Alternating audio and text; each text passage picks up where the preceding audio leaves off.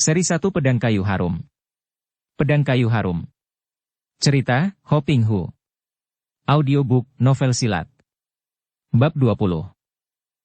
Banyak di antara para tamu menjadi pucat mukanya. Tian Te Sem Lomo?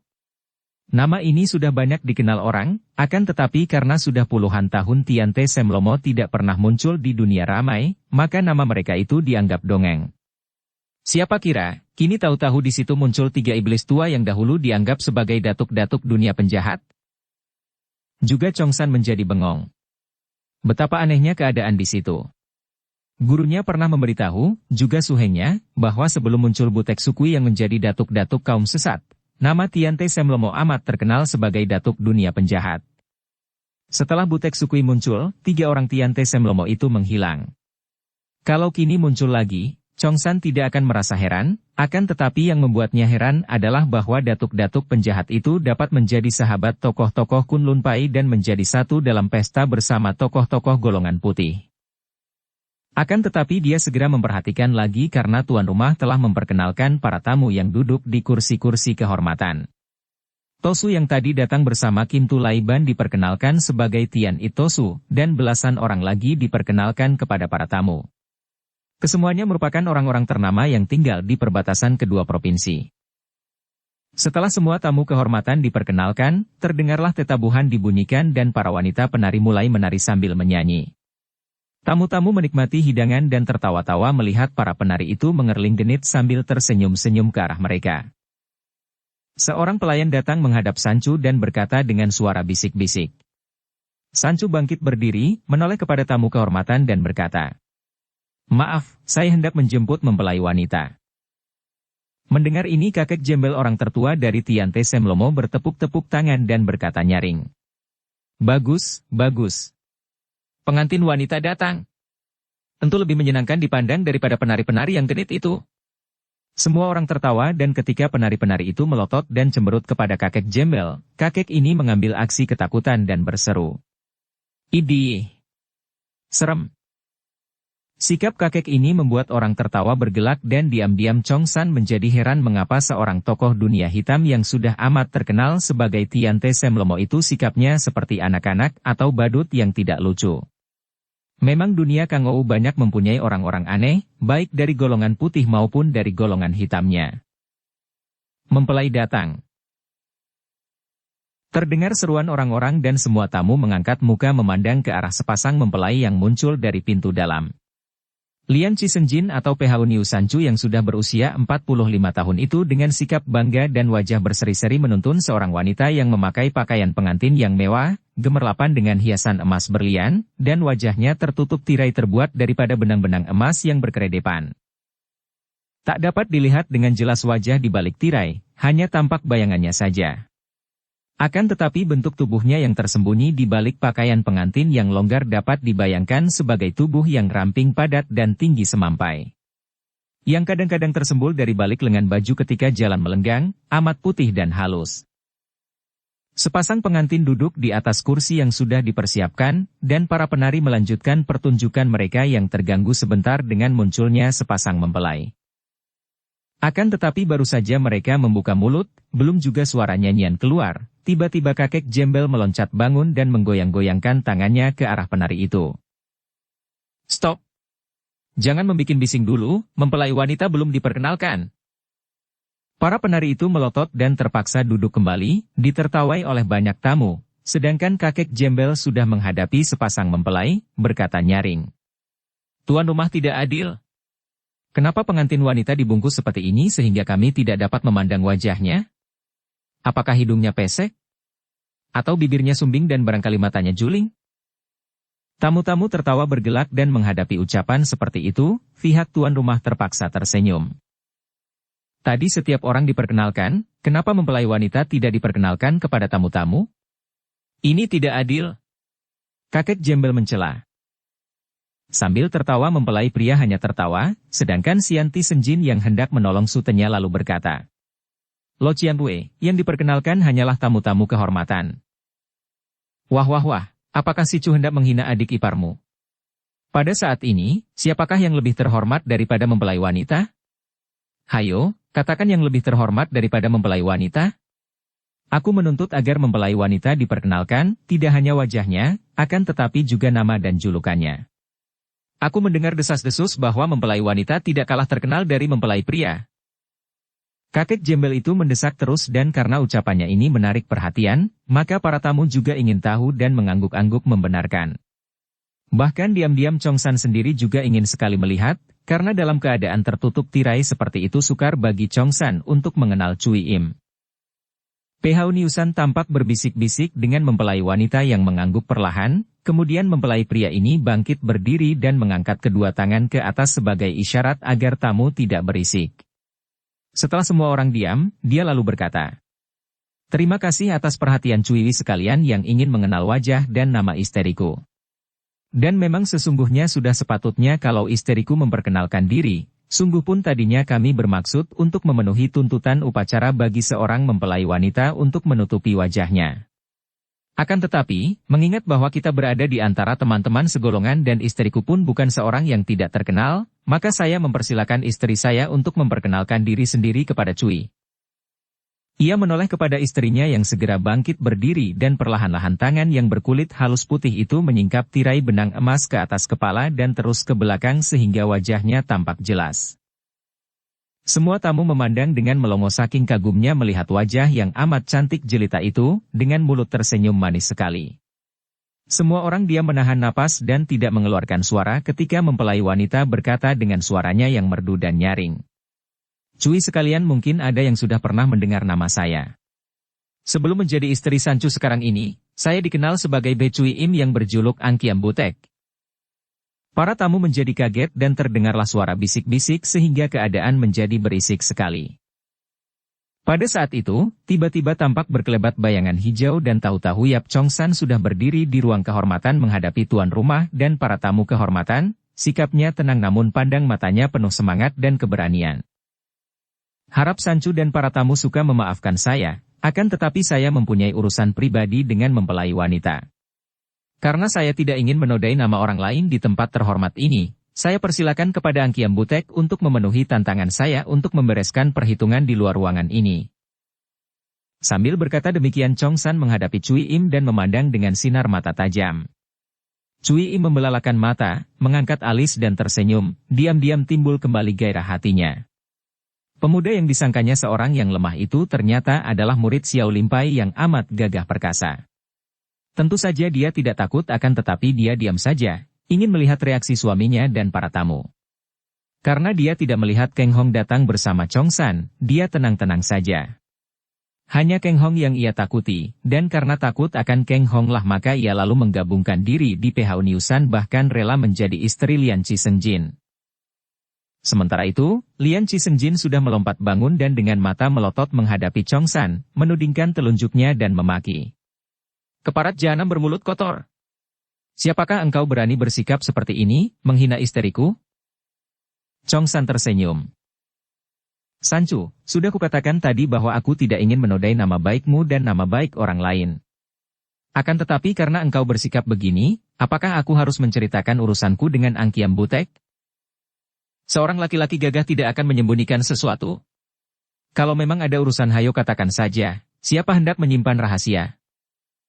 Lian Chisengjin membentak, mukanya merah sekali, kedua tangan mengepal seakan-akan dia sudah ingin menghantam remuk kepala pemuda itu. Semua tamu memandang heran dan khawatir.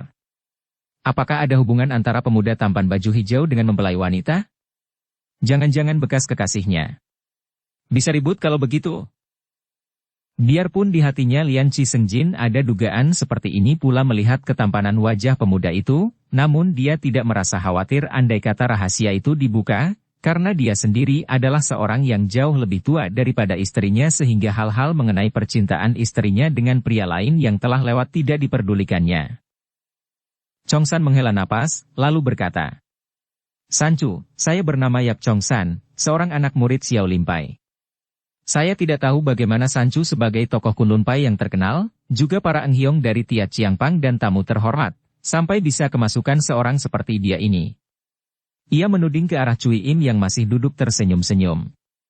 "Angkiam Butek Bei Cui Im adalah seorang wanita iblis, dan aku sengaja datang mencarinya untuk membalas kematian murid Xiao Limpai yang dibunuh olehnya." Mendengar bahwa pemuda ini murid Xiao Lipai, keadaan makin tegang. Nama besar Xiao Lipai amat dikenal, bahkan Lian Qi Sengjin sendiri sebagai tokoh atau bekas tokoh Kunlun Pai mengenal pengaruh Xiao Lipai dan dapat melihat gawatnya persoalan, sehingga dia merasa ragu-ragu untuk berlaku lancang, bahkan lalu menoleh kepada istrinya seperti hendak menyerahkan keputusan mengenai diri pemuda ini kepada istrinya.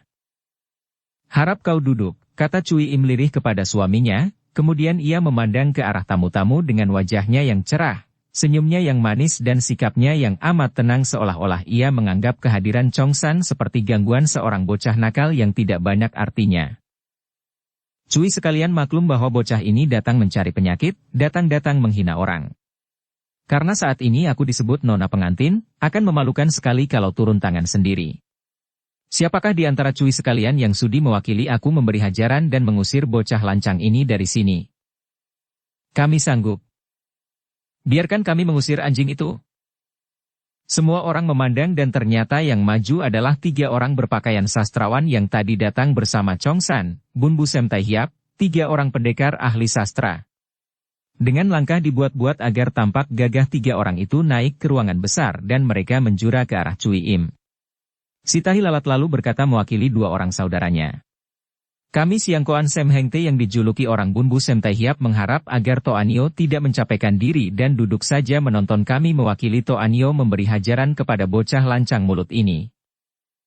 Cui Im diam-diam merasa geli hatinya dan memandang rendah 3 orang ini, akan tetapi ia memberikan senyum manis semanis-manisnya kepada 3 orang itu dan berkata merdu. "Siangkoan Tai Hiap bertiga sudi membantuku, sungguh besar budi yang kuterima. Sebelumnya saya mengucapkan banyak terima kasih." Melihat bibir merah basah mereka disertai kerling mata menyambar dan senyum yang memperlihatkan kilatan gigi bersih berderet rapi, 3 orang itu menjadi bengong sehingga sampai lupa sejenak untuk apa mereka berdiri di situ, hanya memandang ke arah wajah yang mempesona itu. Akhirnya mereka sadar dan cepat membalikkan tubuh menghadapi Chong San yang masih berdiri tenang. Engkau siap? Kalau tahu bahwa engkau ternyata seorang manusia jahat yang datang-datang menghina nyonya rumah, tentu tadi-tadi telah kami hajar, kata si Tahi Lalat sambil menudingkan telunjuknya ke muka Chong San. Chong San tersenyum dan menjawab. "Harap Samwi tidak mencampuri urusan ini. Saya sama sekali tidak berniat untuk bermusuhan dengan siapapun juga. Kedatanganku memang khusus untuk membuat perhitungan dengan Angkiam Butek yang telah membunuh Suhengku, seorang murid Xiao Lipai. Harap Samwi minggir, aku tidak bermusuhan dengan Samwi." "Pengecut!" Si mata sipit memaki. "Beraninya menantang seorang wanita. Kalau memang kau jantan, hayo lawan aku." Diam-diam Chong San mendongkol. "Aku tidak mau menyerang Samwi, akan tetapi kalau Samwi memaksa hendak menyerangku, silakan, tidak usah satu-satu, boleh maju bertiga." Panas rasa perut 3 orang itu. Dengan gerakan penuh aksi mereka memasang besi. Lalu menggeser-geser kedua kaki dan mainkan tangan seperti orang menari. Hati Chong San menjadi sebal karena 3 orang ini jelas masih rendah kepandaiannya dan hanya pandai berlagak sambil mainkan ilmu silat kembang yang hanya indah dipandang namun sebetulnya kosong dan tidak berarti kalau dipakai bertanding. Ia sengaja berdiri seenaknya bahkan matanya tidak memandang mereka, melainkan memandang kepada Cui Im dengan penuh kebencian. Ia melihat Cui Im tersenyum mengejek dan tiba-tiba Chong San yang tadinya marah dan mendongkol kepada 3 orang itu menjadi kasihan. Mereka ini menjadi korban senyuman manis Cui Im sehingga tanpa mengenal diri mereka rela terjun mewakili wanita itu. Padahal, tentu saja sebagai seorang yang memiliki kepandaian tinggi Cui Im maklum bahwa 3 orang ini dangkal ilmunya, mengapa wanita itu demikian kejam membiarkan mereka itu menghadapi bahaya dan bahkan menjadi buah tertawaan? Padahal tentu saja Cui Im bisa mencegah mereka turun tangan mewakilinya. Betapapun Chong San ingin pula menundukkan 3 orang yang sombong ini. "Hei Yit! Hayat!" 3 orang itu dengan lagah hebat sudah menyerang Chong San dengan pukulan-pukulan mereka. Chong San dengan tetap tidak bergerak, hanya menggerakkan sinkang menerima pukulan-pukulan ke arah dada, punggung dan lambung kanan itu. "Bu! Bu! Bu! Haya!" 3 orang itu menjerit kesakitan dan ternyata tangan mereka yang memukul telah menjadi bengkak karena Chong San menggunakan sinkang untuk melawan keras sama keras sehingga mereka seperti memukul tubuh yang terbuat daripada baja. Tiga orang sastrawan konyol itu meringis-ringis kesakitan. Akan tetapi Chongsan yang tidak memberi kesempatan mereka memperpanjang aksi mereka di situ, sudah menggerakkan kaki dan 3 kali ia menendang membuat tubuh mereka terlempar turun dari ruangan itu, jatuh terbanting menabrak meja kursi mengaduh-aduh, merayap bangun dan lari keluar tanpa pamit lagi. Wah! Lian Qisenjin, mengapa tamumu begitu konyol? Apakah memang engkau mengundang 3 orang badut itu untuk melawak di sini? Hahaha! Kakek Jembel, orang tertua dari Tian Te Semlomo, tertawa bergelak. Lian Qisenjin terkejut menyaksikan kelihayan pemuda baju hijau tadi, dan maklumlah dia bahwa untuk menghadapi pemuda itu harus dia sendiri yang maju. Ia sudah bangkit dan berkata, "Biar kuajar sendiri dia." Akan tetapi Cui Im sudah menahan lengan suaminya dan memandang kakek Jembel sambil berkata, "Sudah lama aku mendengar akan nama besar Tian Te Semlomo yang berjumlah 3 orang pula. Jangan-jangan tidak bedanya dengan 3 orang badut tadi? Lo Qianwei, pemuda baju hijau bernama Yap Chongsan ini adalah murid Tiong Pek Ho Siang. Apakah sambil Lo Qianwei berani menghadapinya?" Kakek Jembel itu tertawa lagi. Waduh, kiranya nona pengantin adalah seorang yang begini cerdik, hendak menyeret kami masuk ke dalam api permusuhan yang panas. Kami tidak takut siapa-siapa, akan tetapi kami sudah bosan bermusuhan. Kami hanya mau bertanding untuk mengukur kepandaian pemuda ini. Tidak ada nama besar, tidak seperti nona pengantin yang julukannya menjulang tinggi sampai ke langit. Kalau sudah berani menggunakan julukan butek, tanpa tanding, tentu sudah dapat menandingi butek Sukui.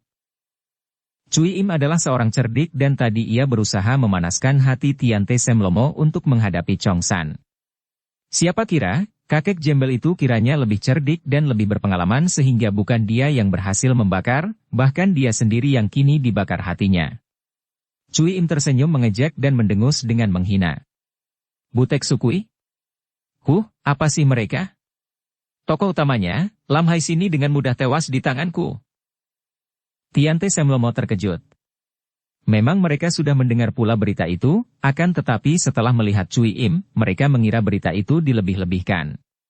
Akan tetapi kalau wanita ini berani mengakuinya, agaknya wanita muda ini memiliki kepandaian hebat, hal yang benar-benar tak dapat mereka percaya.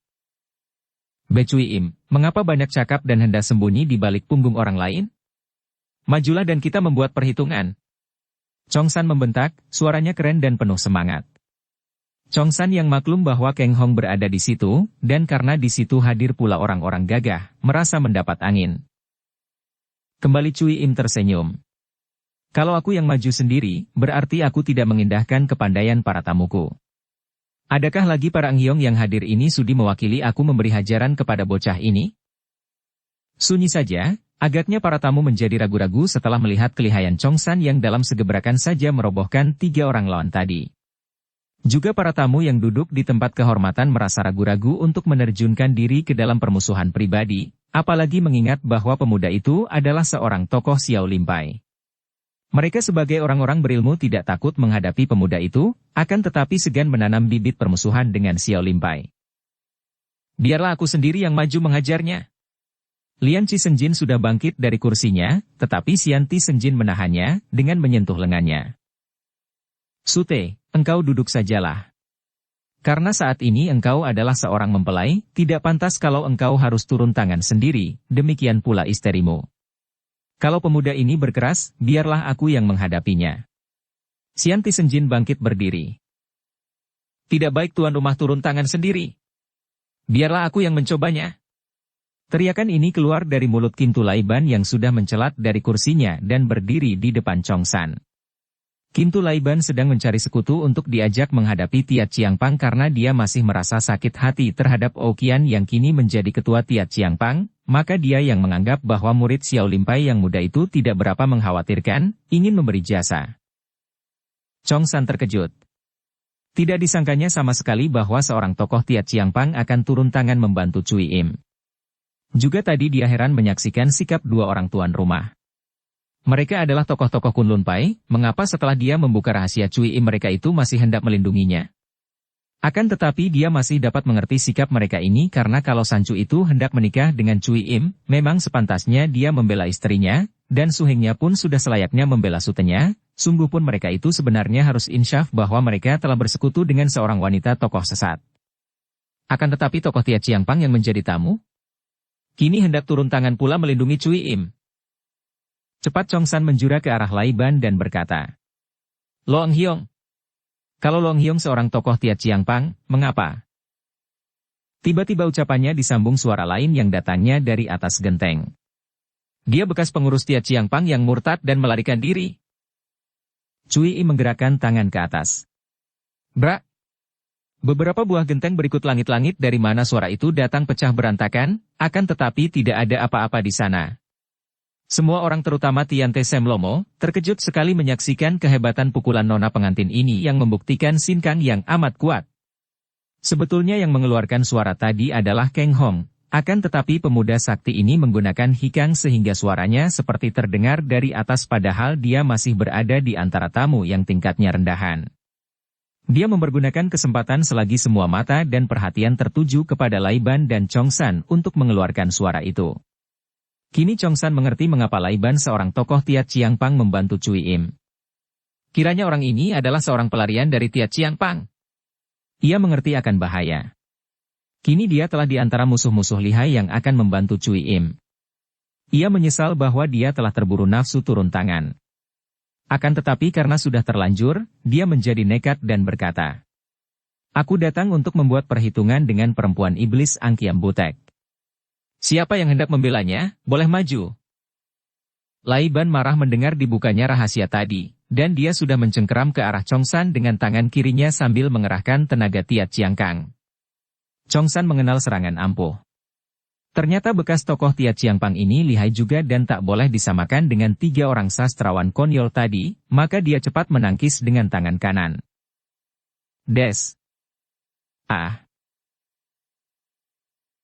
Lai Ban terhuyung ke belakang dan berseru kaget. Sungguh jauh di luar persangkaannya bahwa pemuda itu memiliki tenaga Sin Kang yang begitu kuat sehingga dapat menangkis serangannya yang mengandung tenaga sakti Tia Chiangpang sehingga dia terhuyung ke belakang. Tahulah dia kini mengapa pemuda itu berani mengacau tempat itu, kiranya memang memiliki kepandaian tinggi.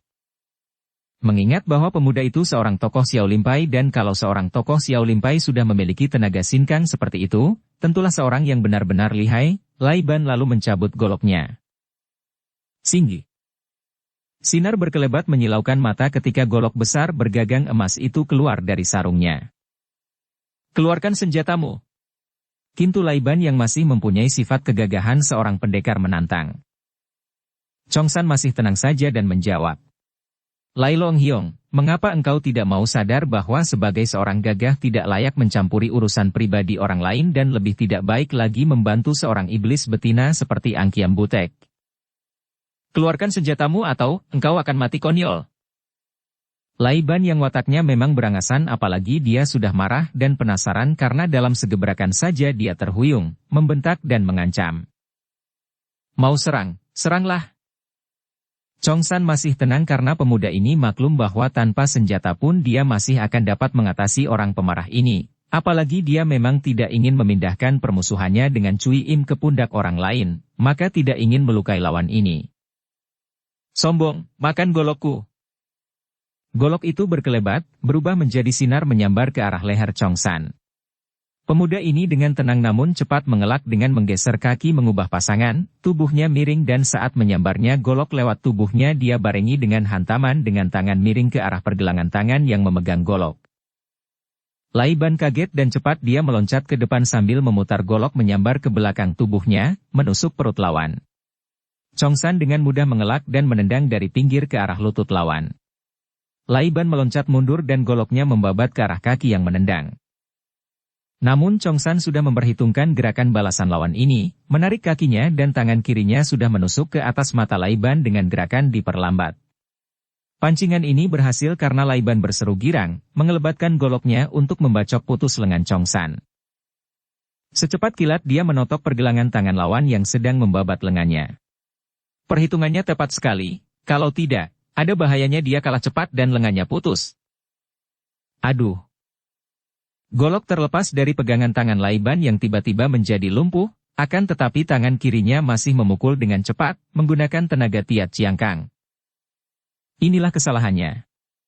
Kalau dia tidak nekat, tentu dia akan melepaskan golok dan tidak menderita nyeri.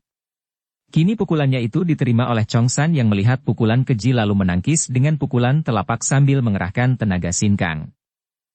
Des! Tubuh Lai Ban mencelat ke belakang dan terbanting ke atas lantai, dari mulutnya tersembur darah segar. Cepat Lai Ban duduk bersila untuk mengobati luka di sebelah dalam dadanya yang terpukul oleh tenaganya sendiri yang membalik.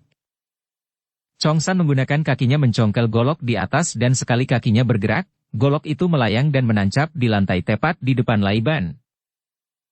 Bagus sekali. Wah, murid Xiao Limpai lihai. Hahaha. Kakek Jembel tertawa-tawa gembira. Memang kakek ini dan dua orang saudaranya paling suka menonton pertandingan silat. Akan tetapi kalau ada lawan tanggung-tanggung saja mereka tidak sudi turun tangan. Kini menyaksikan kelihayan Chong San, tangan mereka sudah gatal-gatal. Bocah jahat. Seruan ini halus perlahan, akan tetapi Chong San cepat mencelat ke belakang untuk mengelak. Tampak sinar berkeredepan ketika golok di tangan Tian Itosu menyambar, dan begitu golok itu luput mengenai sasaran lalu membalik dan sudah menyambar lagi. Suara golok merobek udara sampai mengeluarkan suara mengaung tiada hentinya dan sinar golok itu bergulung-gulung mengurung tubuh Chong San. Pemuda ini terkejut, maklum bahwa ilmu golok Tian Itosu amat hebat. Terpaksa dia lalu mengeluarkan senjatanya Im Yang Pit. Terang-terang-terang cering. Bunga api berhamburan ketika berkali-kali golok bertemu sepasang pensil yang digerakkan secara istimewa oleh Chong San. Memang ilmu silat pemuda ini mainkan sepasang pensilnya amat lihai. Setiap kali menangkis, senjata yang kecil ringan ini tentu terus meleset dan menotok pergelangan lawan, malah disusul oleh pensil kedua yang melakukan totokan ke arah jalan darah yang berlawanan. Tian Itosu terpaksa mengelak ke sana kemari dan goloknya diputar melindungi tubuh. Namun sepasang pensil itu seperti dua ekor burung yang amat gesit, selalu dapat menyusup di antara sinar golok mencari sasaran jalan darah secara bertubi-tubi dan susul menyusul. Dalam belasan jurus saja Tian Itosu sudah terdesak hebat dan hanya main mundur. Wah, bocah itu hebat. Si kakek Jembel berjingkrak-jingkrak girang sekali. Tosu tukang sembelih babi dengan goloknya itu takkan menang. Diam-diam Lian Chi Senjin menjadi mendongkol juga kepada Tian Te Semlomo, apalagi kepada si kakek Jembel itu. Mereka adalah golongan Cianpue yang berkedudukan tinggi dan dia harapkan akan turun tangan meredakan kekacauan, akan tetapi kakek itu malah berjingkrak-jingkrak memuji si pemuda Xiao Limpai, seolah-olah merasa girang melihat pihak yang membelanya menderita kekalahan. Sambil mengeluarkan seruan keras, bekas tokoh Kunlun Pai ini meloncat ke depan, pedangnya sudah terhunus dan terjangannya hebat ketika dia menusuk ke arah dada Chong San. Cering! Pedang itu terpental ketika tertangkis pensil hitam. Tian Itosu sudah menerjang lagi dengan goloknya dan Chong San dikeroyok dua. Pemuda ini menjadi mendongkol sekali. Tak disangkanya bahwa dalam mengejar musuh besarnya, dia malah bentrok dengan tokoh-tokoh dari partai besar seperti Kunlun Pai dan Tia Chiang Pang, padahal menurut Patut, tokoh-tokoh partai besar itu semestinya membantu dia menghadapi Angkiam Butek yang jahat. Dengan marah dia lalu menggerakkan kedua pensilnya sedemikian rupa sehingga Lian Chi Senjin dan Tian Itosu yang diserang totokan maut pada jalan darah mereka berseru keras dan meloncat mundur. Sementara itu, Xian Ti Senjin juga sudah melompat maju. Akan tetapi pada saat itu, terdengar seruan halus berwibawa dari Cui Im. Mundur semua. Biar aku memberi hajaran kepada bocah ini. Bayangan merah berkelebat didahului angin pukulan dahsyat menyambar ke arah Chong San. Ketiga orang pengeroyoknya termasuk Xian Ti Senjin mundur dan minggir mendengar seruan Cui Im. Pukulan sinkang yang dilontarkan Cui Im hebat bukan main. Chong San yang belum pernah bertanding mati-matian melawan wanita itu menangkis dan dia terjengkang. Untung dia segera menekan lantai dengan sikunya dan tubuhnya sudah meloncat bangun lagi sambil menggerakkan kedua pensilnya. Cering-cering-cering. Sinar merah dari jarum-jarum merah Cui Im runtuh semua terpukul sepasang pensil. Pemuda itu sudah meloncat bangun dan memandang Cui Im dengan marah. Ia maklum akan kelihayan wanita itu dan tadi pun hampir saja dia celaka. Wah, nona pengantin benar-benar hebat. Sekarang baru ramai. Kakek Jembel itu berseru dan sekali ini dia benar-benar memuji karena maklum bahwa tingkat kepandaian Angkiam Butek benar-benar hebat. Kalau tadi tiga orang iblis tua ini kepingin sekali menantang dan menggempur Chong San untuk menguji kepandaian tokoh muda Xiao Limpai yang lihai itu, kini mereka pun ingin sekali mencoba kesaktian Cui Im. Tiba-tiba terdengar pekik seorang pelayan wanita berlari keluar. Celaka! Toanio! Kamar Toanio kebongkar. Apa? Mendengar ini, Cui Im membalikkan tubuh dan lari meninggalkan Chong San untuk memeriksa kamarnya. Melihat ini, Lian Qisenjin, Xian Tisenjin dan Tian Itosu sudah maju lagi mengeroyok Chong San. Sementara itu, kakek Jembel yang sudah tak dapat tahan menahan nafsunya ingin bertanding, tiba-tiba tertawa bergelak, tubuhnya melayang ke udara dan bagaikan seekor burung dia menerkam kepala Chong San. Duh! Haya!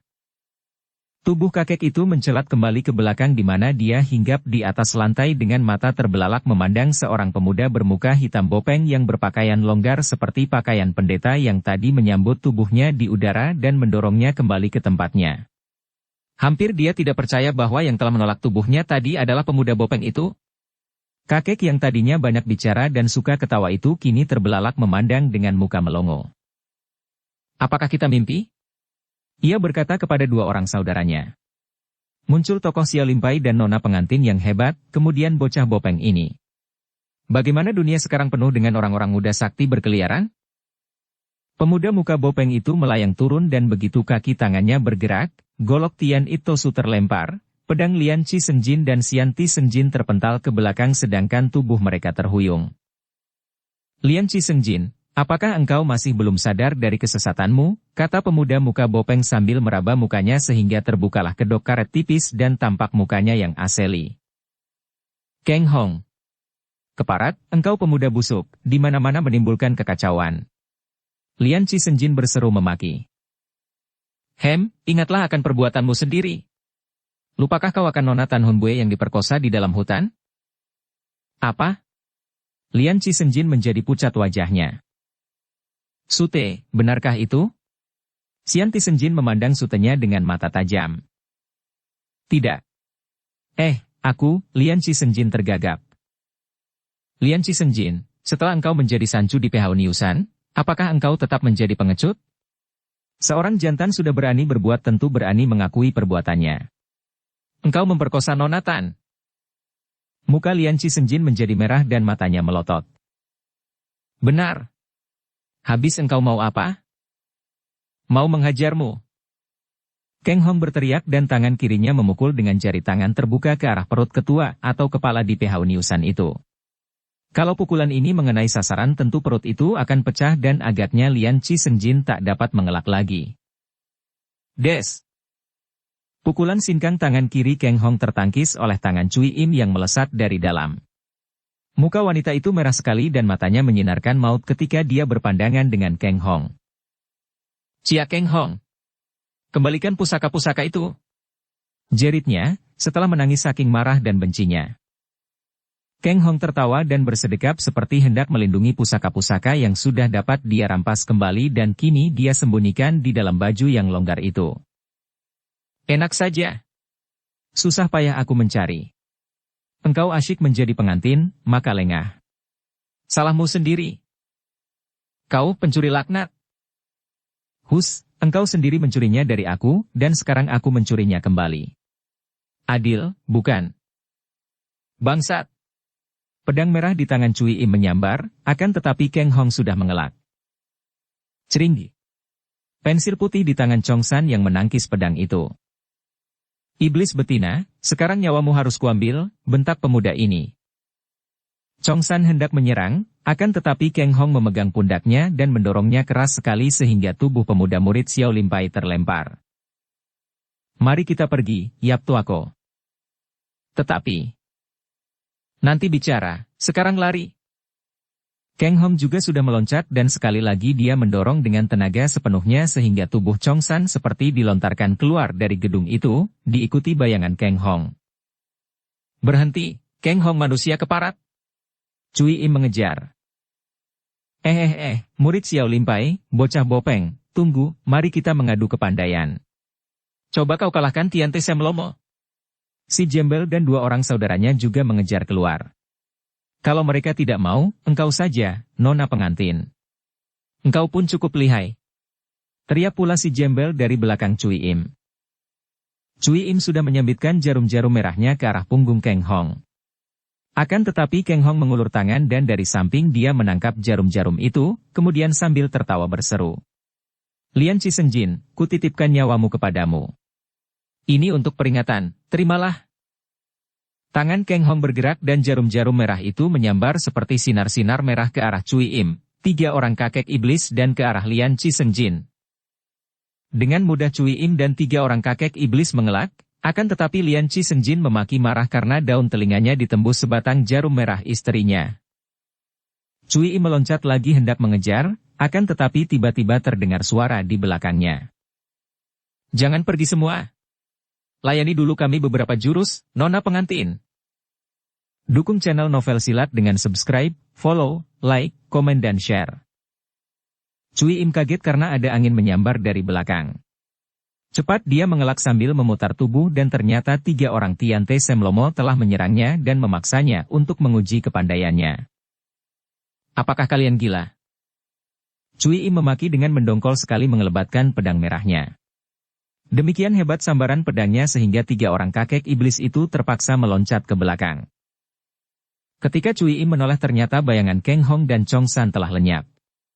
Pintu depan penuh dengan para tamu yang kacau balau lari ke sana kemari. Cui Im marah bukan main, dan karena yang menghalanginya adalah Tiante Semlomo, maka sambil mengeluarkan teriakan melengking nyaring ia lalu menerjang 3 orang kakek itu dengan pedangnya. Aduh, ganas. Teriak si kakek Jembel. Kiamsut yang hebat.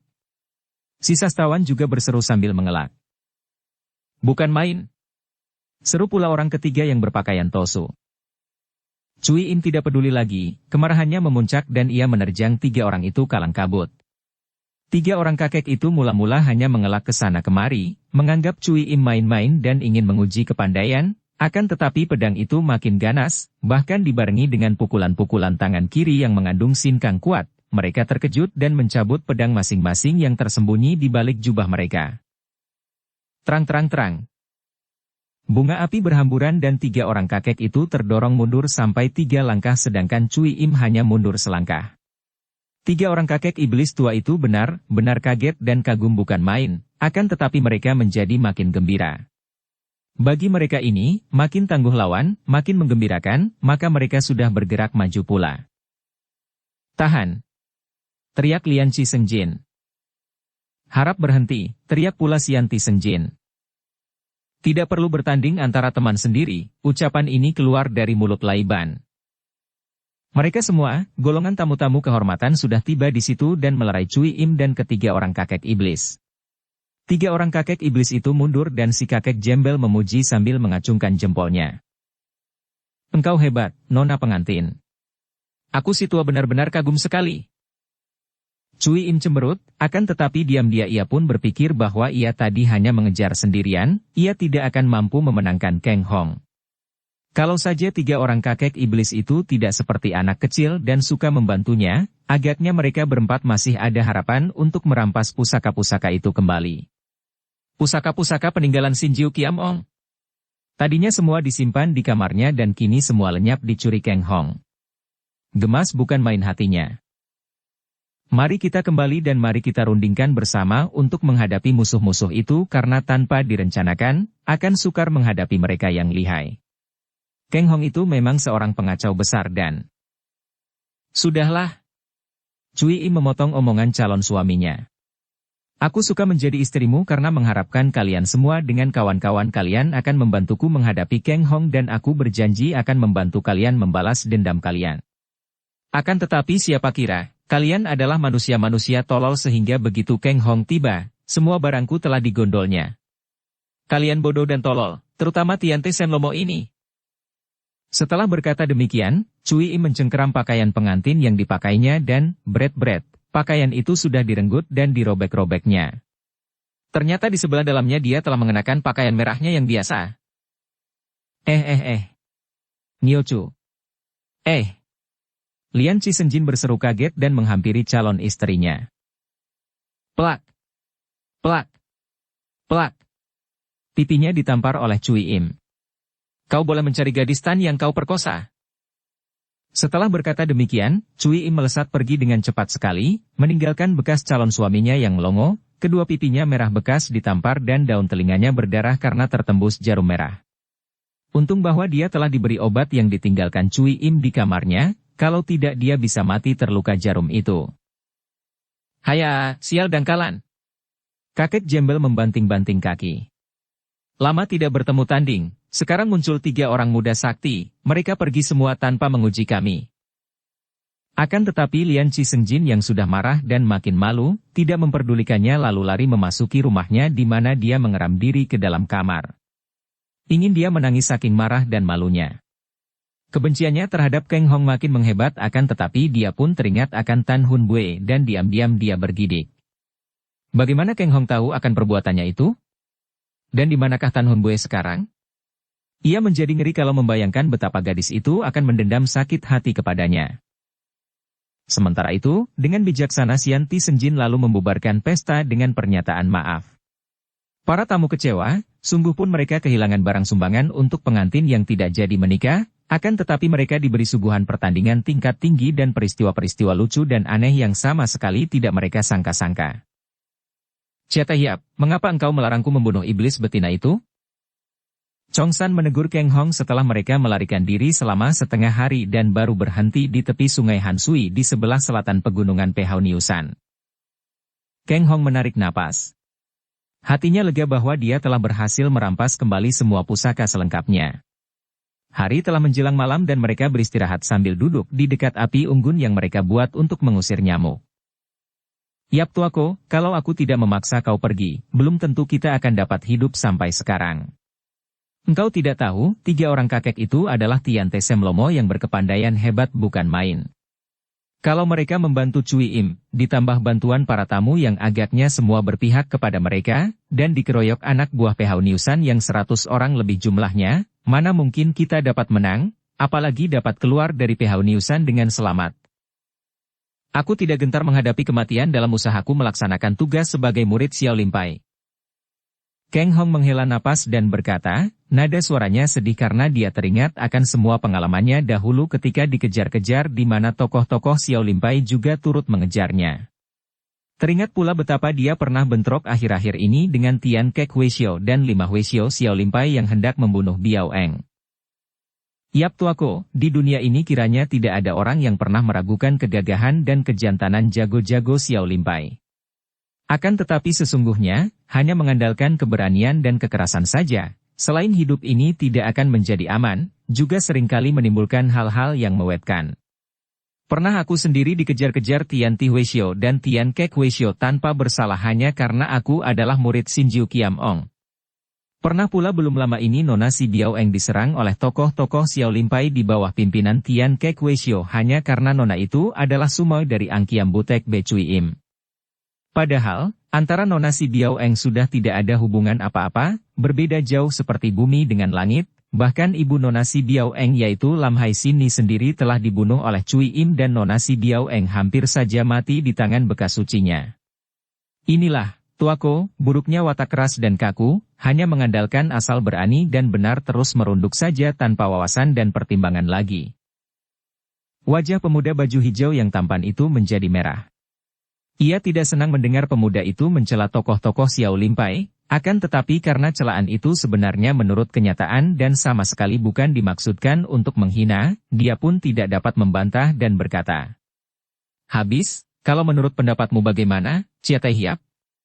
Apakah karena kedudukannya yang sedemikian kuatnya itu aku lalu harus lari ketakutan dan melapor kepada suhu di Xiao Limsi bahwa aku tidak sanggup melaksanakan perintah suhu? Kang Hong tersenyum sabar, maklum bahwa hati pemuda yang gagah perkasa ini agak tersinggung. Bukan begitu, tuaku. Tugas dari guru merupakan tugas suci yang harus dilaksanakan dengan taruhan nyawa, akan tetapi kalau tugas itu gagal karena kecerobohan, hal itu tentu terjadi kalau kau nekat melawannya, bukankah akan berarti kau menyia-nyiakan dan menggagalkan tugasmu pula?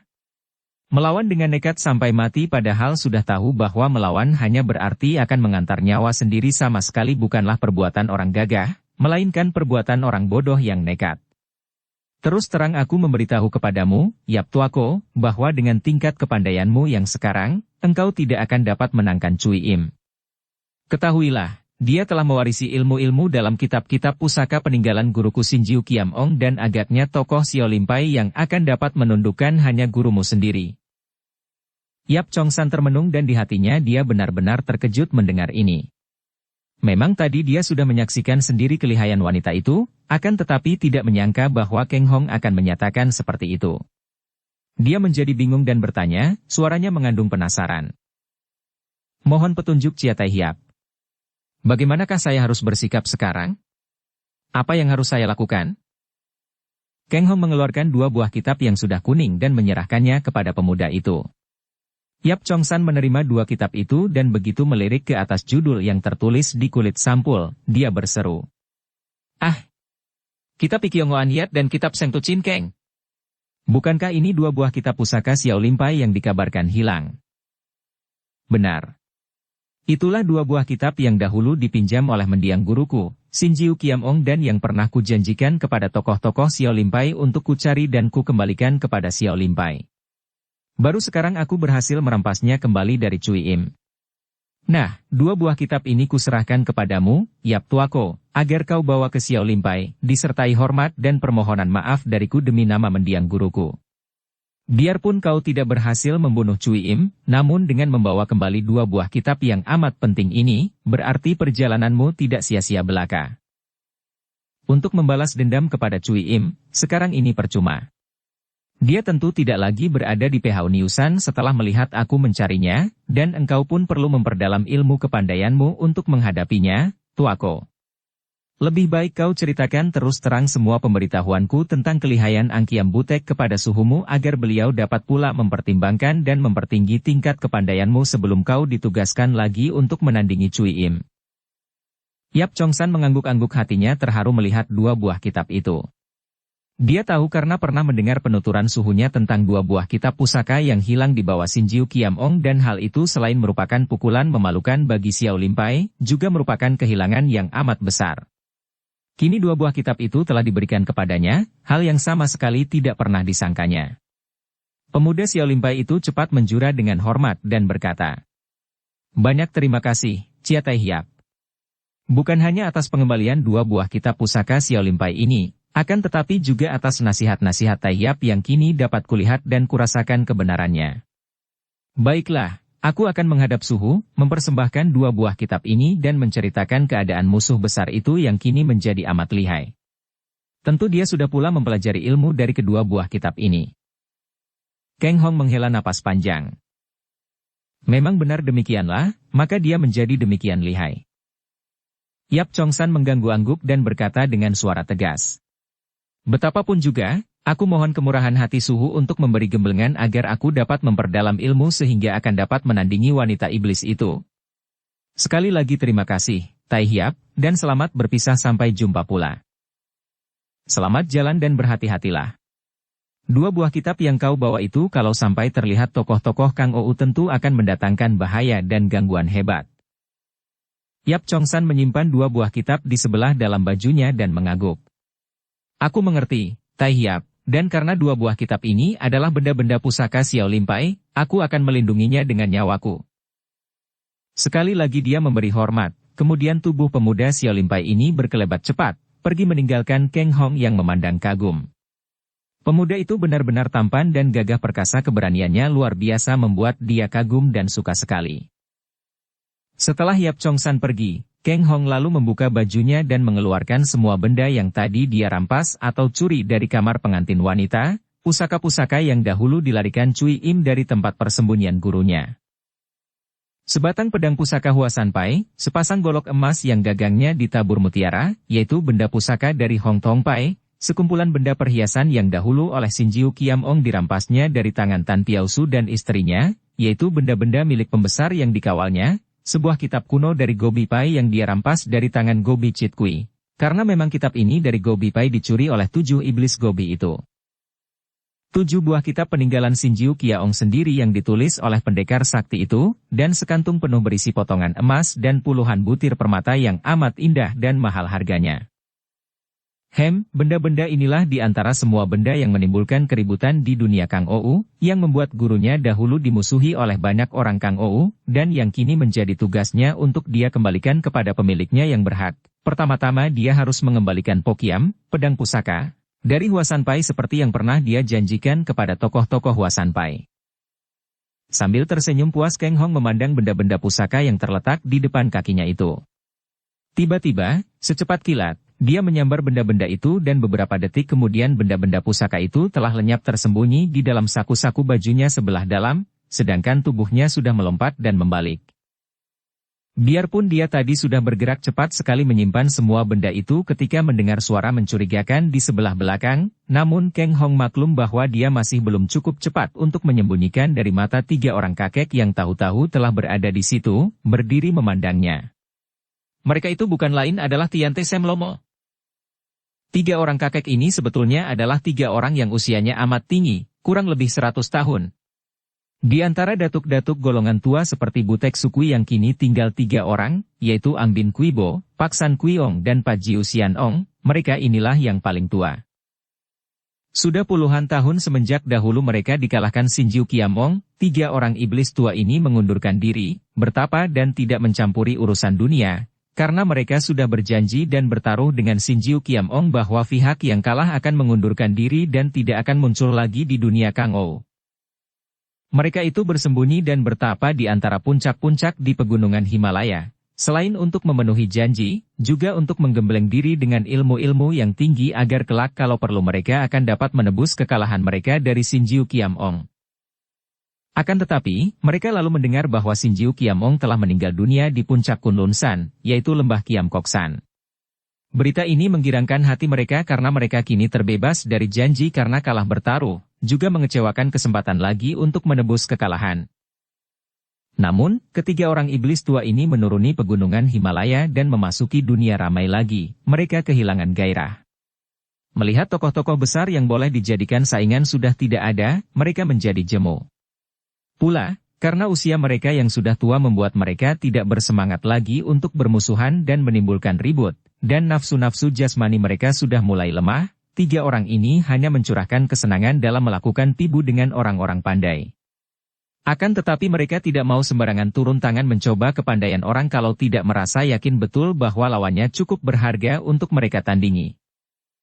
Watak 3 orang yang sudah terlalu tua ini seperti kembali menjadi kanak-kanak. Ketika lewat di Pehauniusan dan mendengar tentang Sancu dari gunung itu yang kabarnya lihai, mereka mampir. Akan tetapi setelah bertemu dan mendapat kenyataan bahwa Sancu dan suhengnya itu hanyalah tokoh-tokoh Kunlun Pai tingkat 3 atau 4 saja, mereka memandang rendah dan hanya mau menerima persahabatan Lian Chi Sengjin dan Sian Ti Sengjin setelah 2 orang yang dapat mengenal orang sakti itu menerima mereka bertiga sebagai tamu-tamu kehormatan. Apalagi ketika Tian Te Sem Lomo melihat calon istri Sancu itu, mereka menjadi terheran-heran dan dapat menduga bahwa calon pengantin wanita ini adalah seorang wanita muda yang memiliki kepandaian yang mungkin tidak akan mengecewakan untuk diajak tibu. Mereka diperlakukan sebagai tamu-tamu terhormat sampai tiba saat pesta pernikahan di mana ketiga kakek tua renta ini bertemu dengan jago muda Xiao Limpai Yap Chong San dan pendekar muda yang memiliki kepandaian hebat, Chia Keng Hong. Ketika Cui Im yang marah-marah dan kecewa sekali meninggalkan Pehauniusan, 3 orang kakek itu pun segera menggunakan kepandaian mereka untuk mengejar.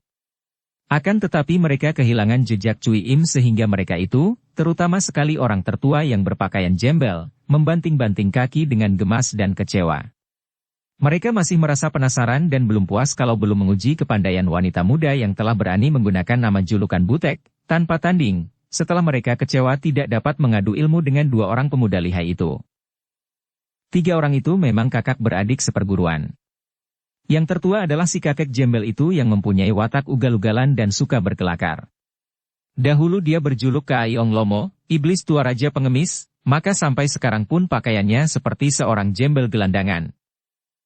Orang kedua adalah Bunong Lomo, iblis tua raja sastrawan, yang berwatak angkuh dan menganggap diri sendiri yang paling pandai, baik mengenai ilmu sastra maupun ilmu silat. Pakaiannya pun sampai sekarang seperti pakaian seorang sastrawan. Adapun orang ketiga dahulu berjuluk Tiantu Lomo seorang penganut tukau yang fanatik. Mereka ini setelah tua selalu berkumpul maka terkenal dengan julukan Tian Te Sem Lomo, 3 iblis tua bumi langit. Karena penasaran, 3 orang kakek itu melanjutkan pengejaran mereka, akan tetapi mereka salah mengambil jalan, bukan Cui Im yang mereka temui, melainkan Kang Hong. Sejenak mereka terkejut, akan tetapi hati mereka girang sekali. Kini mereka malah bertemu dengan pemuda yang merupakan lawan Angki Butek.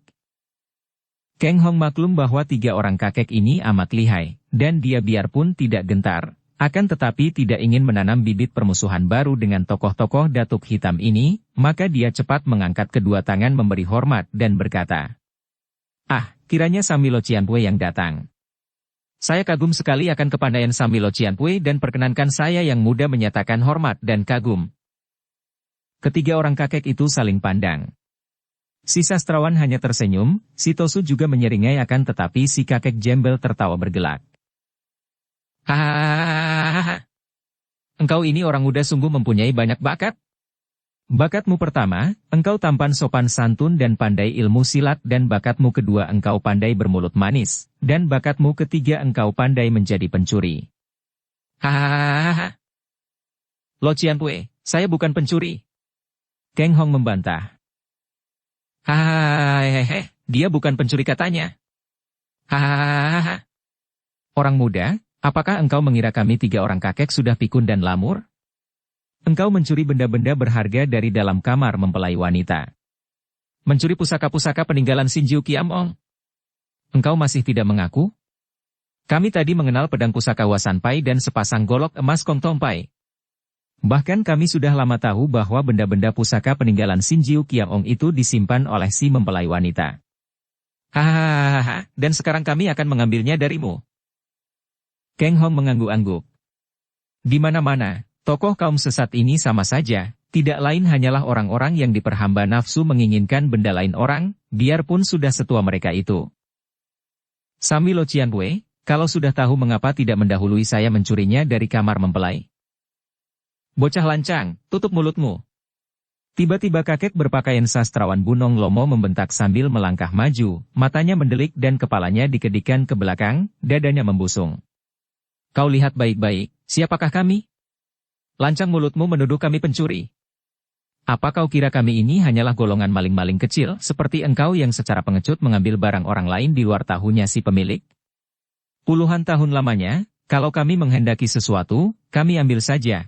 Pemiliknya yang melihat di depan hidungnya akan dapat berbuat apakah?" Kang Hong terkejut. Benar-benar aneh kakek sastrawan ini. Marah disangka maling, akan tetapi dengan bangga mengaku bahwa mereka kalau menghendaki barang, mengambilnya begitu saja dari depan hidung pemiliknya alias merampok. "Maaf, saya tidak menuduh Samilo Cianpue, hanya karena penasaran Samwi menuduh saya pencuri. Memang saya mengambil benda-benda itu dari kamar mempelai wanita. Akan tetapi saya hanya mengambil barang yang menjadi hak saya karena 5-6 tahun lalu barang-barang itu dicuri oleh Be Cui Im dari tangan saya." Nah, tambah satu lagi bakatmu, bakat membohong. Barang itu adalah peninggalan Sinjiu Kiamong, bagaimana kau bisa mengatakan berhak atas pusaka itu?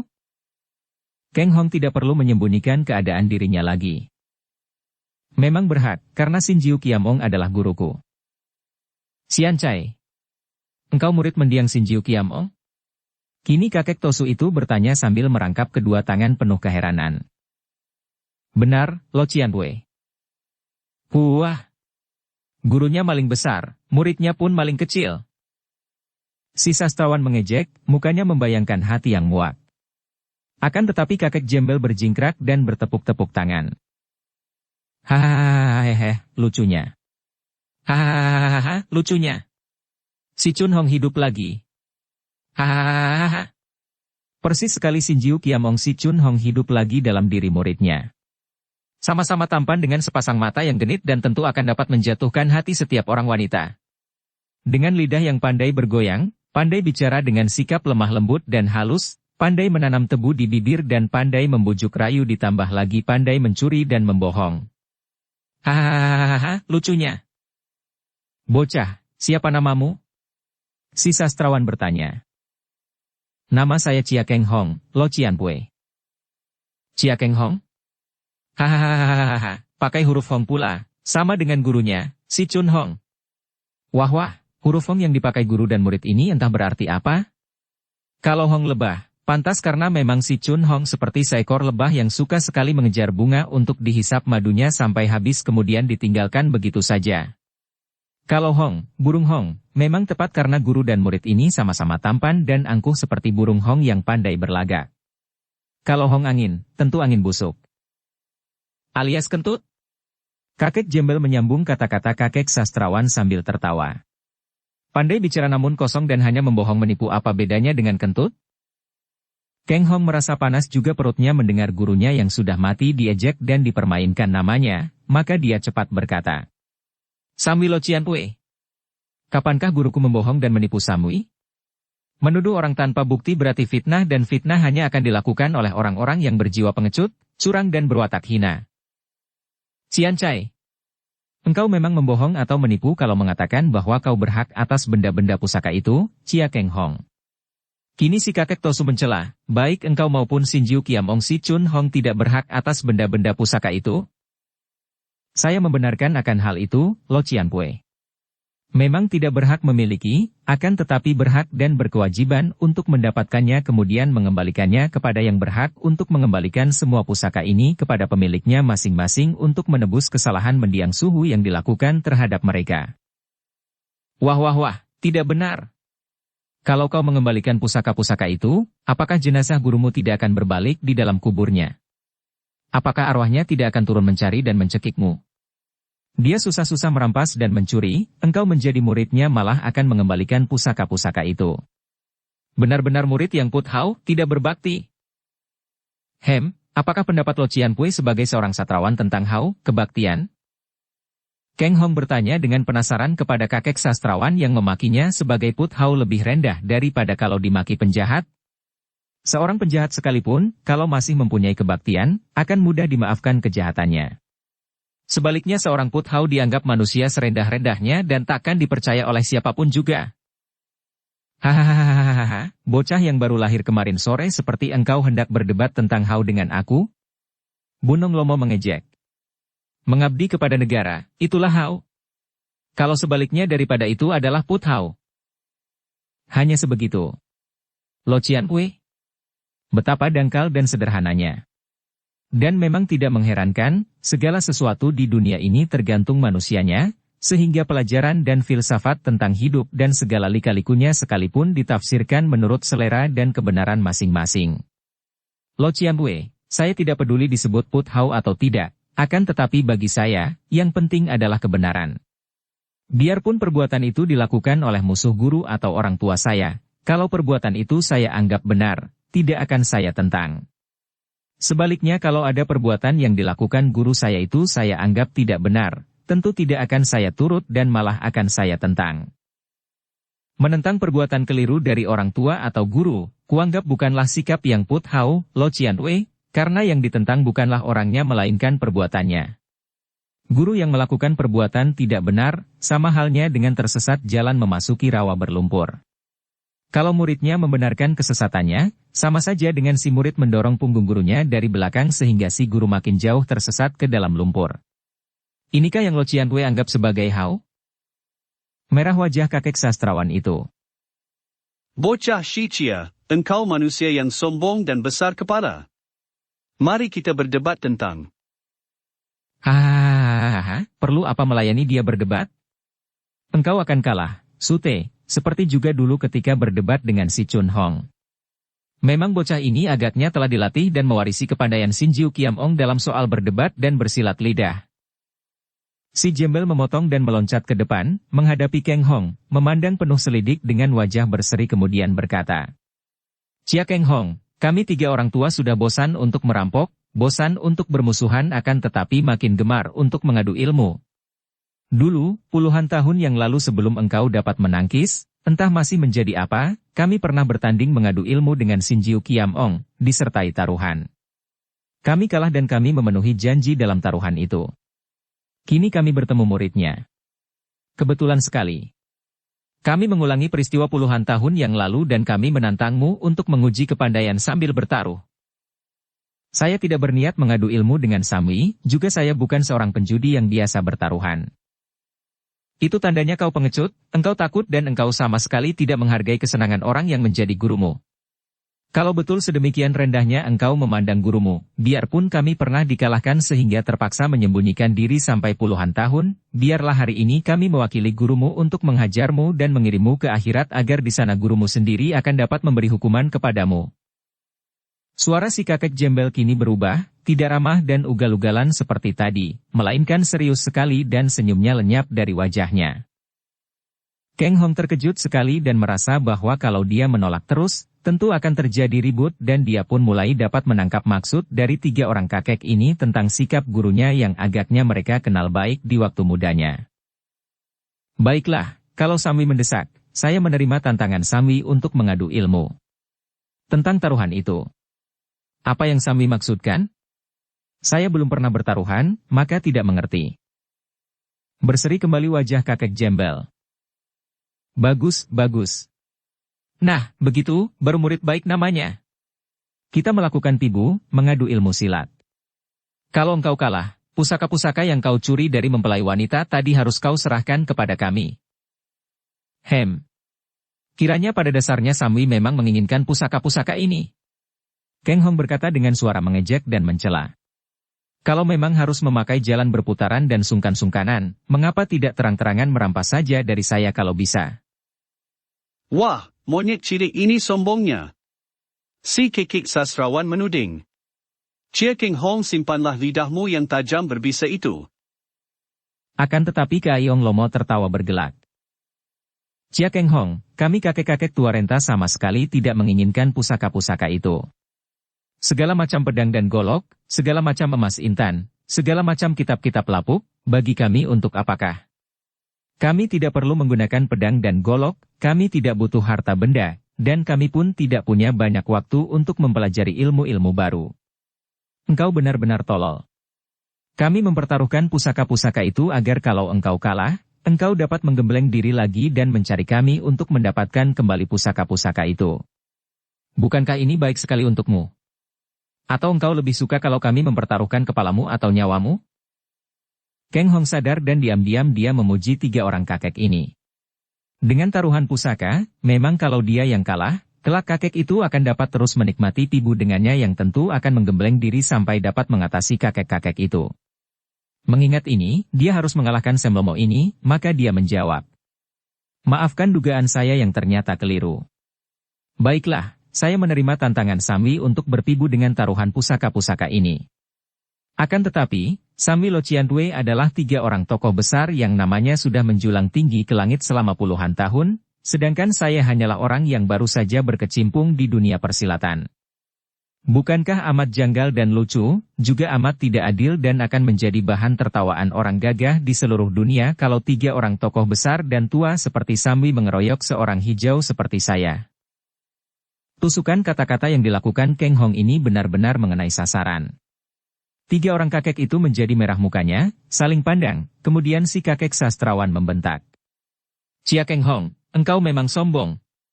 Kau kira kami perlu maju bertiga hanya untuk menandingi seorang bocah macam engkau? Diam-diam Keng Hong menjadi girang.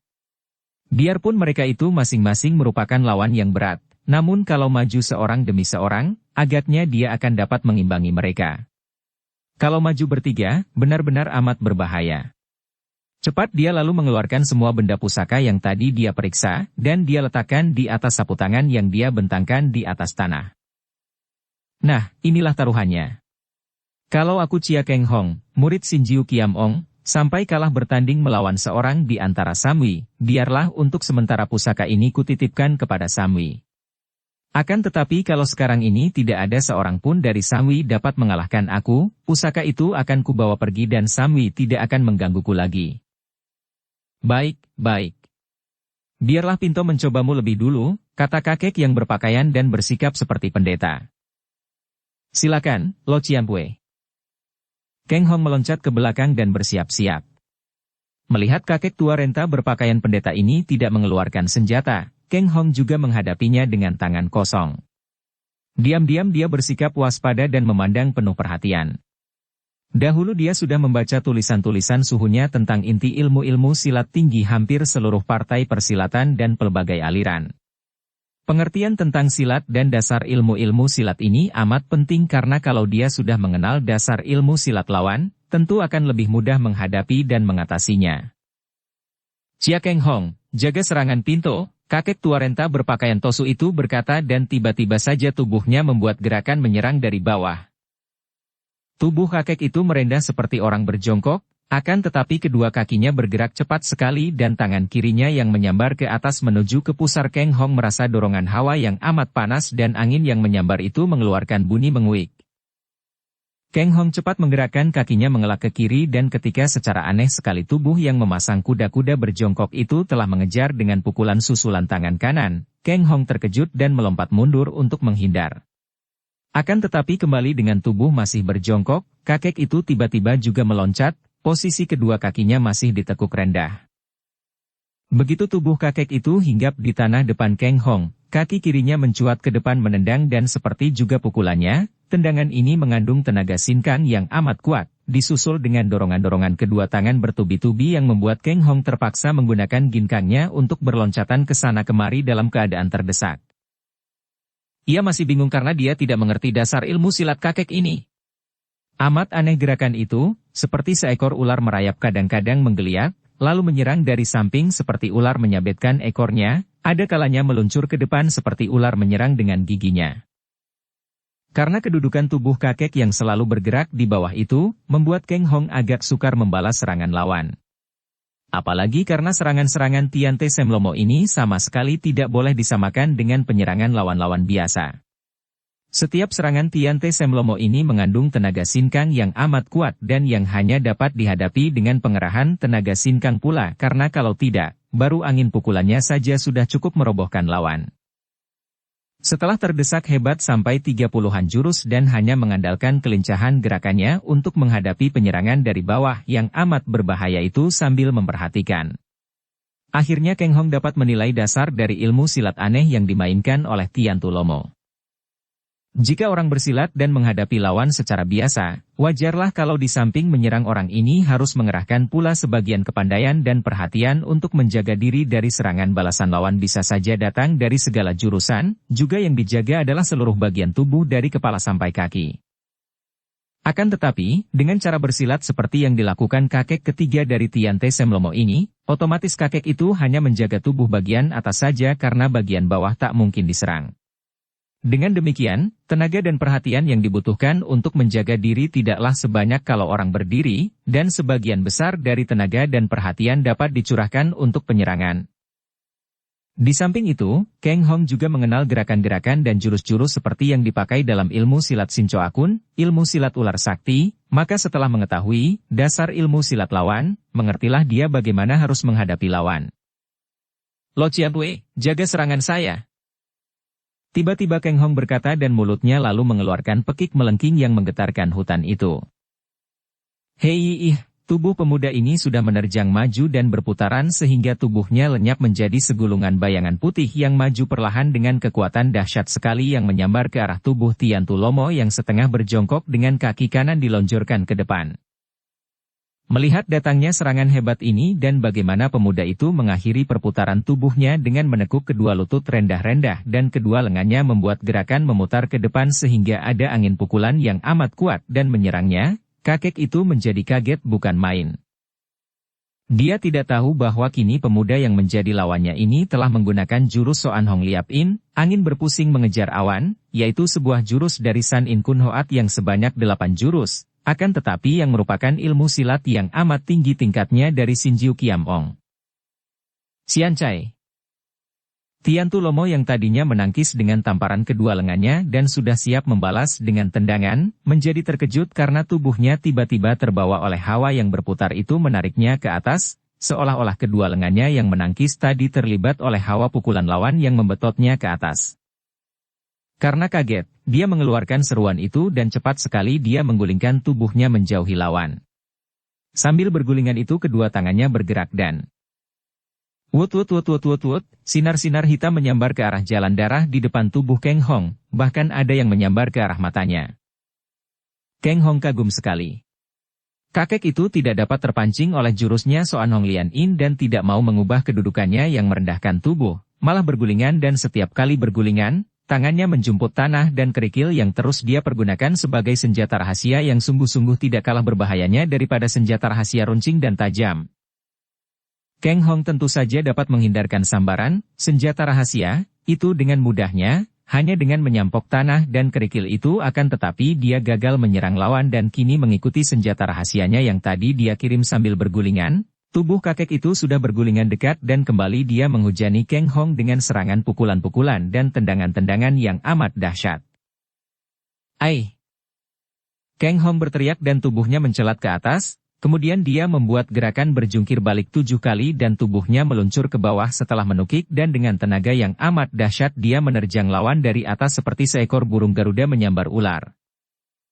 Inilah jurus ke-8 dari San In Kun Hoat yang disebut In Keng Hongi, awan menggetarkan angin dan hujan. Dahulu, sebelum dia mendapatkan pusaka-pusaka gurunya dan ilmu silat yang dia dapatkan dari puncak Kiam Kok San hanyalah San In Kun Hoat dan ilmu kepandaiannya itu masih dangkal dan mentah. Dengan jurus In Keng Hongi ini dia sudah mampu membuat Qian Tojin, tokoh Kunlun Pai yang lihai itu, menjadi terkejut dan kewalahan. Sekarang, dibandingkan dengan 7 tahun yang lalu itu, kepandaiannya sudah meningkat hebat dan ilmu silatnya sudah matang. Maka dapatlah dibayangkan betapa dahsyatnya ketika dia menggunakan jurus terakhir dari San In Kun Hoat ini. Bukan main. Kakek sastrawan terbelalak kagum dan biarpun kakek ini tahu betapa hebatnya serangan pemuda ini dan bahwa sutenya terancam bahaya, namun sedikit pun dia tidak menaruh khawatir. Kalah atau mati sekalipun bagi 3 orang kakek yang sudah lanjut usianya ini bukan merupakan hal yang mengkhawatirkan. Hehehe, hebat-hebat kau, awaslah sute terhadap serangan itu. Teriak pula si kakek jembel bukan karena khawatir melainkan karena gembira dan ingin sekali menikmati dengan pandang matanya bagaimana kakek berpakaian pendeta yang menjadi sutenya itu akan menyambut serangan dahsyat dari jurus aneh itu. Tubuh Kang Hong meluncur ke arah Tian Tu Lomo yang masih memasang kuda-kuda dengan tubuh rendah sehingga terpaksa kakek ini mengangkat muka untuk melihat datangnya serangan dari atas. Tadinya, tubuh Kang Hong menukik seperti seekor naga. Kepala dan kedua tangan di depan, kaki di belakang, akan tetapi setelah dekat, tiba-tiba dia melakukan gerakan jungkir balik dan sekali membalik dia telah menyerang lawan dengan kedua tangan dan kaki secara bertubi-tubi. Dengan kecepatan yang luar biasa, kedua kakinya susul-menyusul melakukan tendangan ke arah belakang telinga dan tenggorokan lawan, kemudian kedua tangannya siap untuk memukul dada dan menampar ubun-ubun. Semua gerakan ini dilakukan dengan cepat dan juga dengan tenaga sinkang yang dahsyat sehingga merupakan terjangan maut yang sukar dihindarkan lawan. Haya! Tian Tu Lomo berseru kaget. Baru hawa pukulan yang menyambar saja sudah membuat kulit tubuhnya yang tak tertutup pakaian terasa panas dan pandang matanya kabur menyaksikan cepatnya gerakan kedua kaki Kang Hong. Namun, Tian Tu Lomo bukanlah tokoh silat sembarang saja. Ia maklum bahwa kalau dia mengelak secara tadi dengan menggulingkan tubuh, selain belum tentu dapat menghindarkan kedua tendangan susul-menyusul itu tentu akan celaka oleh serangan susulan yang dia tahu pasti akan datang. Maka dia cepat menaikkan tubuhnya dan menerima kedua tendangan itu dengan tangkisan kedua lengannya sambil mengerahkan tenaganya dengan maksud agar tubuh pemuda itu akan terbanting ke samping sehingga selain tidak akan mampu melanjutkan serangan susulan, juga tentu dia akan cepat menubruk dan membalas. Memang niat atau akal kakek ini beralasan. Dia memang tahu bahwa pemuda itu memiliki sinkang yang hebat dan belum tentu kalah oleh kekuatannya sendiri, namun betapapun kuatnya, kalau tubuh lawan itu berada di udara tentu tidak akan mampu menandingi kekuatannya yang dapat dikerahkan dengan kedua kaki di atas tanah. Bumi merupakan pusat kekuatan dalam tubuh manusia, menjadi landasan pengerahan tenaga. Akan tetapi, kakek ini tidak mengenal keanehan dan kelihayan ilmu silat San In Kun Hoat yang hanya terdiri dari 8 jurus itu yang diciptakan oleh Shin Jiu Kiam Ong dengan dasar gerakan-gerakan ilmu yang tinggi. Ketika Kang Hong melihat lawannya menangkis, dia tahu bagaimana harus mengembangkan jurusnya. Memang jurus-jurus ilmu silatnya mempunyai perkembangan yang banyak sekali, disesuaikan dengan sikap lawan menghadapi jurus itu. Tanpa menghentikan tendangannya, tubuhnya terus menerjang ke bawah. Akan tetapi ketika dia sudah merasa sambaran angin tangkisan kedua tangan kakek itu yang mengerahkan tenaga yang amat kuat, secepat kilat Kang Hong menggerakkan kakinya ke bawah. Menarik kembali kedua tendangan susul-menyusul itu akan tetapi melanjutkan serangan susulan yang kini dapat dia lakukan dengan kedua kaki menginjak tanah karena ketika memapaki tendangannya tadi, Tiantu Lomo sudah menaikkan tubuhnya. Celaka! Tiantu Lomo berseru kaget tahu-tahu kepalan tangan kiri Kang Hong sudah menghantam dadanya dengan kekuatan yang dahsyat sekali. Namun dia masih dapat cepat menggerakkan tangan yang tadi luput menangkis pukulan yang ketika kedua lengan beradu membuat seluruh tubuhnya terasa tergetar dan panas, dan pada detik itu, tangan kanan Kang Hong yang terbuka jari-jari tangannya menampar ke arah ubun-ubun kepalanya dengan kecepatan yang tak mungkin dapat ditangkis lagi karena terlalu dekat. Habis aku. Tiantu Lomo melempar tubuhnya ke belakang, akan tetapi maklum bahwa dia tetap kalah cepat dan sekali tangan pemuda yang amat lihai ini mengenai ubun-ubun kepalanya biarpun perlahan saja, sudah cukup membuat nyawanya melayang. Akan tetapi Kang Hong masih dapat menguasai tangannya. Pemuda ini tentu saja tidak mau membunuh lawannya. Selagi dia masih dapat menguasai diri tentu dia akan menghindarkan pembunuhan. Betapapun juga, dia harus memperlihatkan bahwa dia menang dalam pertandingan ini, maka tangannya yang menampar ubun-ubun kepala itu dia ubah sedikit. Plak! Bukan ubun-ubun kepala yang ditampar, melainkan pangkal leher dekat pundak. Namun cukup membuat Tiantu Lomo terbanting dan bergulingan. Napas kakek ini sesak dan setelah meloncat bangun, kakek ini cepat duduk bersila untuk mengerahkan sinkang agar tidak terluka di sebelah dalam tubuhnya. Hebat sekali. Chia Kang Hong, suteku sudah kalah. Mari kau berilah pelajaran kepadaku. Kang Hong maklum bahwa kalau dia hendak pergi dengan selamat dan aman membawa pusaka-pusaka itu, dia harus dapat mengalahkan 3 orang kakek itu. Dia sudah berhasil mengalahkan seorang di antara mereka dan dia tahu bahwa kakek sastrawan ini tentu lebih lihai atau paling tidak juga tidak kalah lihai oleh kakek pendeta. Membantah pun tiada guna, maka dia lalu melangkah mundur dan bersiap saja dengan sikap tenang. Seperti juga Tiantu Lomo, Bunong Lomo ini tidak mengeluarkan senjatanya, maka Kang Hong juga menghadapinya dengan tangan kosong. Kalau tidak terpaksa sekali, tentu dia tidak akan mau mengeluarkan Siang Bo Kiam. Bunong Lomo berseru. Hao, dan tiba-tiba tubuhnya sudah membentuk kuda-kuda yang kuat dengan kedua kaki disilangkan dan tubuh tegak lurus, matanya memandang Kang Hong kemudian kedua tangannya bergerak, jari-jari tangannya terbuka dan kedua tangan itu membuat gerakan di udara depan mukanya, gerakan yang tidak karuan dan aneh tidak seperti gerakan memukul atau menangkis. Pendeknya bukan gerakan silat. Mula-mula Kang Hong heran melihat ini. Dia tidak mengenal gerakan-gerakan itu akan tetapi akhirnya dia mengerti bahwa kakek sastrawan yang merupakan orang kedua dari Tian Te Sem Lomo ini membuat gerakan-gerakan menulis huruf-huruf besar. Karena dari tempat dia berdiri huruf-huruf yang dicoret-coret di udara itu terbalik, maka sukar baginya untuk menduga, huruf-huruf apakah yang sedang ditulis secara aneh oleh calon lawannya ini. Bunong Lomo terus menggerak-gerakan kedua tangannya, akan tetapi sekarang yang dipakai, menulis, di udara itu hanya tinggal jari telunjuknya saja sedangkan jari yang lain menggenggam. 2 buah jari telunjuk kanan kiri itu masih membuat gerakan coret-coret di depan mukanya dan kedua kakinya mulai digeser dan secara cepat telah tiba di depan Kang Hong. Cut! Tiba-tiba jari tangan kiri yang tadinya membuat gerakan mencoret ke atas itu dilanjutkan dengan coretan ke bawah menuju ke mata Kang Hong. Tentu saja Kang Hong tidak membiarkan mata kanannya dicolok oleh jari telunjuk itu, maka dia cepat miringkan kepala mengelak. Terasa olehnya betapa angin yang dingin sekali lewat menyambar mukanya ketika tusukan telunjuk ke matanya yang masih terus mencoret-coret udara itu mencoret dengan telunjuk ke tenggorokan Kang Hong. Kembali Kang Hong mengelak. Cus! Bret! Haya!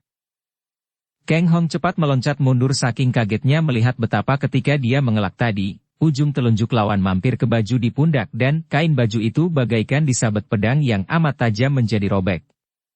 Kiranya jari telunjuk itu berbahaya bukan main dan kukunya amat kuat dan tajam seperti pedang.